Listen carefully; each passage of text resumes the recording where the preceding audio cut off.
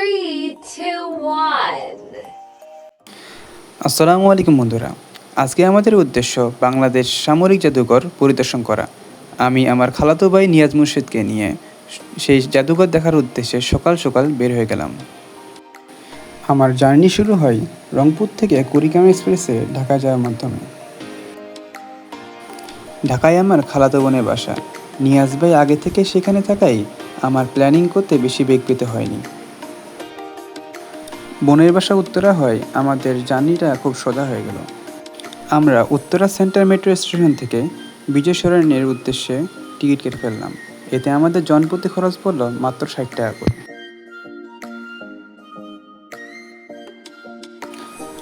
এখন আমরা চলে এসেছি বাংলাদেশ সামরিক জাদুঘরে, যা বিজয় সরণি মেট্রো স্টেশন থেকে মাত্র ৫ মিনিটের পায়ে হাঁটার দূরত্ব। জাদুঘরের ভিতরে ঢুকতেই সর্বপ্রথম আপনাদের চোখে পড়বে কিছু জাহাজ, যুদ্ধবিমান এবং যুদ্ধে ব্যবহৃত কিছু অস্ত্রের নমুনাসমূহ।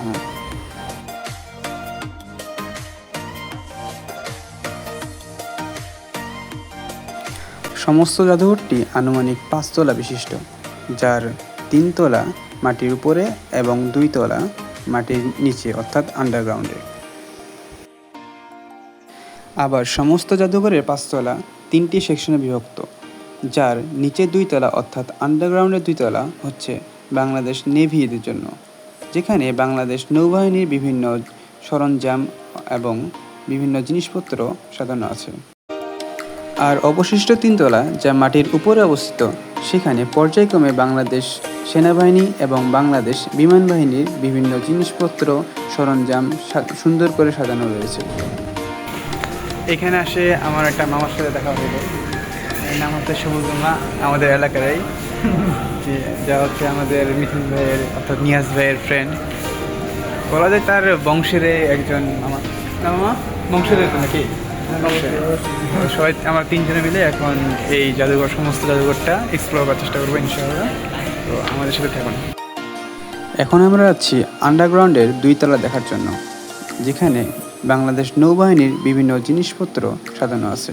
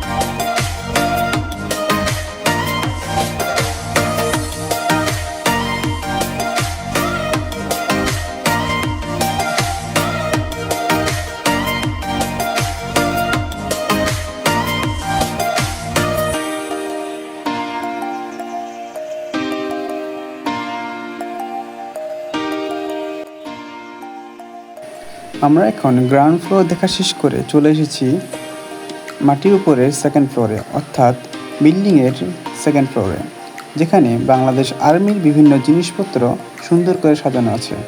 যা দেখতে অসাধারণ লাগছে।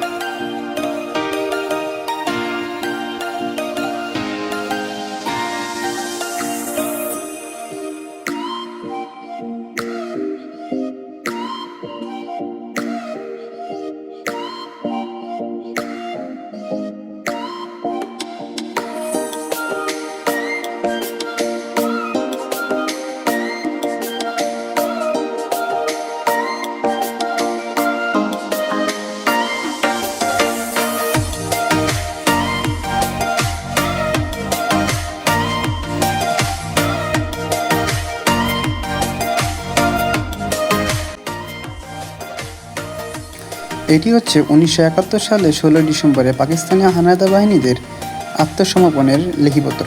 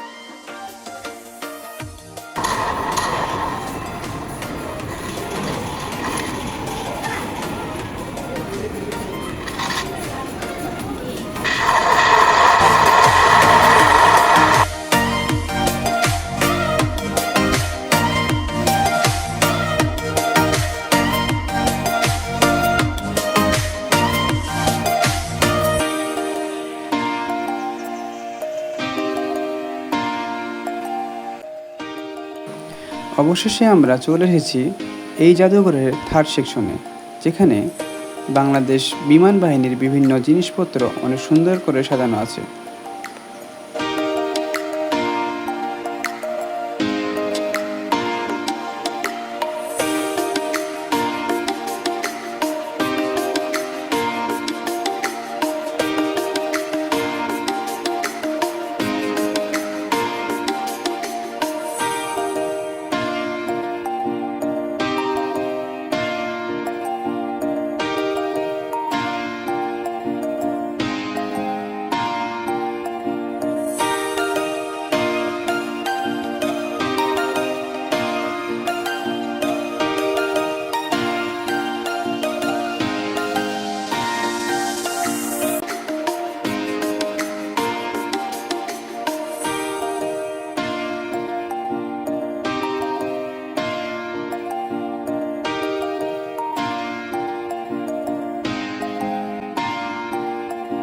জাদুঘর খুবই একটা অসাধারণ স্থান।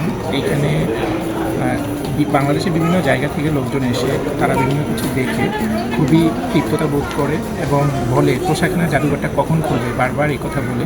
তো আমরা খুবই সম্মানের সহিত তাদেরকে বলি যে আপনারা প্লিজ একটু অপেক্ষা করেন, এটা repairing task is going on. তো ইনশাল্লাহ immediately authority will open for all the visitors. So I think that very soon you will enjoy the পোশাকখানা জাদুঘর. So yes, তো আমি প্রথমেই বাংলাদেশ সেনানৌ বিমান বাহিনী কর্তৃপক্ষ যারা এই মহৎ উদ্যোগ নিয়ে বিমান বাহিনী জাদুঘর সামরিক জাদুঘর তৈরি করেছে তাদেরকে আন্তরিক কৃতজ্ঞতা এবং ধন্যবাদ জ্ঞাপন করি। এবং এখানে আরও নতুন নতুন কিছু স্থাপন করবার জন্য স্যারদের অনেক পরিকল্পনা রয়েছে। তো সেটার সাথে আমরাও যাতে থাকতে পারি, সেনান্য বিমান বাহিনী একসাথে যাতে আমরা দেশের উন্নয়নে এভাবে কাজ করতে পারি এবং দেশে যারা তরুণ প্রজন্ম বা সকল শ্রেণীর লোকরা এখানে আসেন, স্যাররা আসেন, এনজয় করেন, আমরা যাতে সেনান্য বিমান বাহিনী এভাবে আন্তরিকভাবে তাদেরকে ভালো ভালো কিছু প্রদর্শন করতে পারি এবং আমাদের সম্পর্কে তারা জানতে খুবই আগ্রহ প্রকাশ করে। তো আমরাও জানাতে চাই, বিকজ আমি মনে করি পুরো বাংলাদেশ মিলে আমরা একটা পরিবার।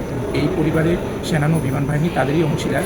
হয়তো বিভিন্ন সংস্থা এবং অর্গানাইজেশন রয়েছে, বাট সকল সংস্থা অর্গানাইজেশনের প্রতি আমরা শ্রদ্ধাশীল এবং বিনয় প্রকাশ করি এবং তাদের সাথে কাঁধে কাঁধ মিলিয়ে কাজ করতে চাই আমাদের প্রিয় মাতৃভূমি বাংলাদেশের জন্য। এটি হচ্ছে এই জাদুঘরে কি কি রয়েছে তার একটি রোড ম্যাপ। আপনারা এই রোড ম্যাপটি দেখে এই জাদুঘর সম্পর্কে কিছুটা ধারণা নিতে পারেন। আশা করি আপনাদের এই ভিডিওটি ভালো লেগেছে। যদি আপনাদের ভালো লেগে থাকে তাহলে একটি লাইক, কমেন্ট এবং ফলো দিয়ে যাবেন।